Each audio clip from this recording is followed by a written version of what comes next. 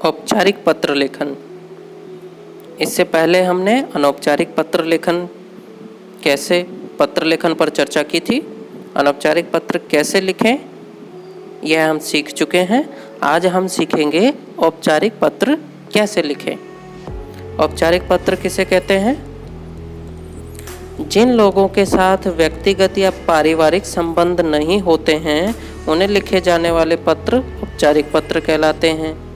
ऐसे पत्र निजी या सरकारी कार्यालयों को कामकाज के सिलसिले में लिखे जाते हैं और इनमें केवल औपचारिक सूचना एवं तथ्यों को शामिल किया जाता है या तथ्यों को लिखा जाता है। और अनौपचारिक पत्र में हमने बात की कि जिनसे हम अपने सगे संबंधी या परिवार के लोगों या मित्रों को लिखते हैं वो अनौपचारिक पत्र होते हैं।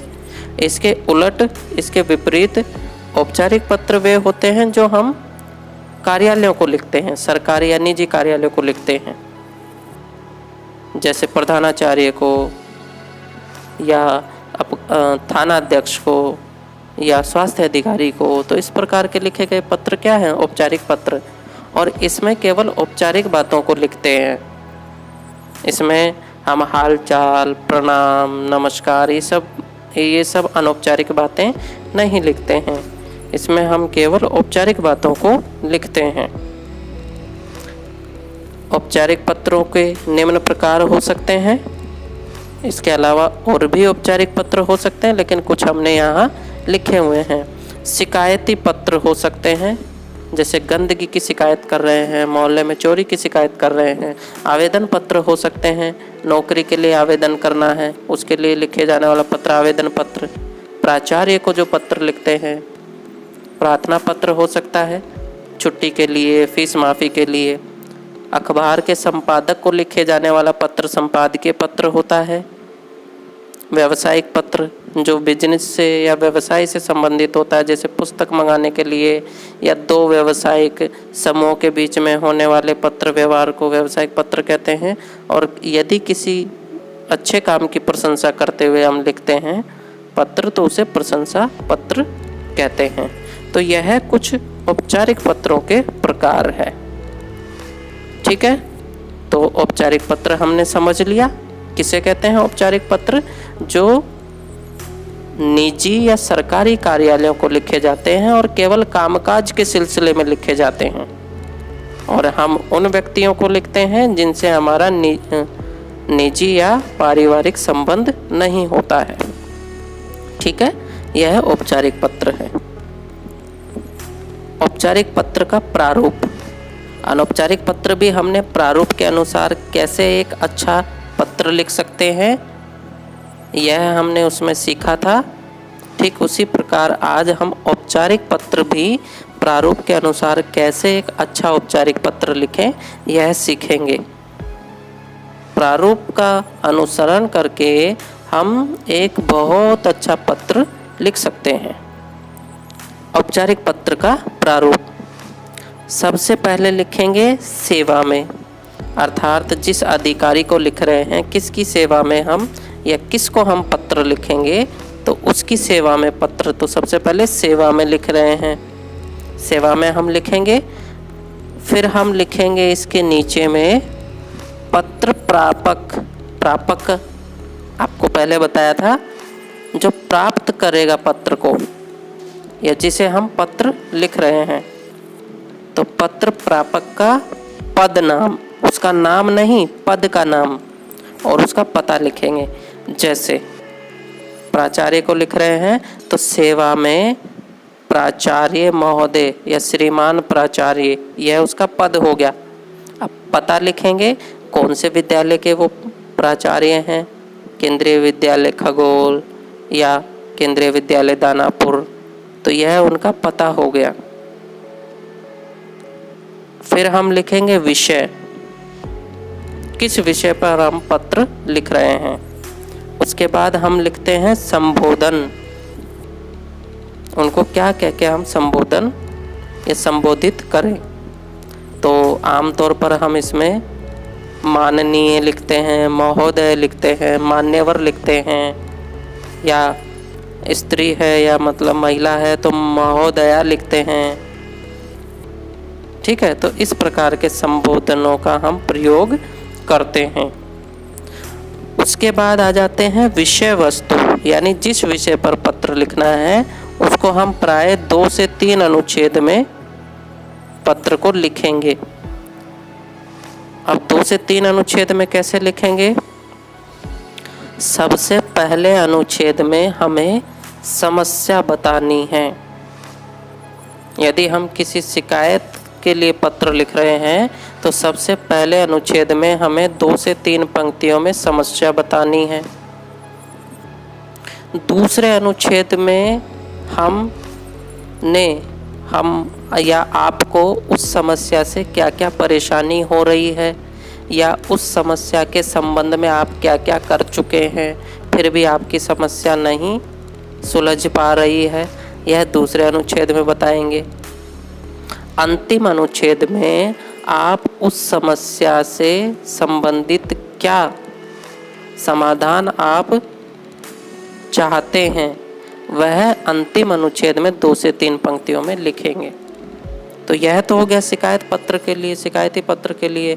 लेकिन मान लीजिए यदि प्राचार्य को पत्र लिख रहे हैं तो उसमें आप पहले अनुच्छेद में अपना नाम, कक्षा बताएंगे। दूसरे अनुच्छेद में आप क्या आपको समस्या है, आप क्या प्राचार्य से प्रार्थना करना चाहती हैं वह लिखेंगे, और अंतिम अनुच्छेद में आप उसका क्या समाधान चाहते हैं, या अंतिम अनुच्छेद में आप निवेदन करेंगे कि कृपया मुझे इस चीज़ की सुविधा दी जाए, या इस चीज़ का समाधान किया जाए। तो यह विषय वस्तु से संबंधित आप 2 से 3 अनुच्छेद में पत्र लिख लेंगे।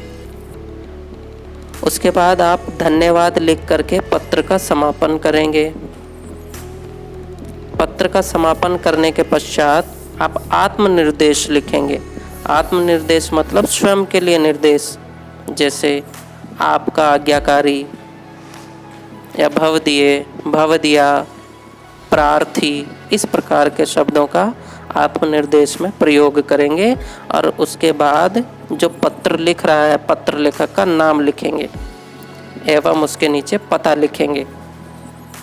एक दूसरे प्रारूप में भी औपचारिक पत्र लिखा जाता है, जिसमें आप देखेंगे कि पत्र लेखक का पता जो है सबसे ऊपर लिख दिया जाता है। वह प्रारूप भी सही है। आप पत्र लेखक का पता सबसे ऊपर भी लिख सकते हैं, अंत में आपको नहीं लिखना है। फिर यदि आप ऊपर पता लिख देते हैं तो अंत में आपको पता नहीं लिखना है। उसके बाद आप सेवा में शुरू करके पत्र लिख सकते हैं। दिनांक आप पत्र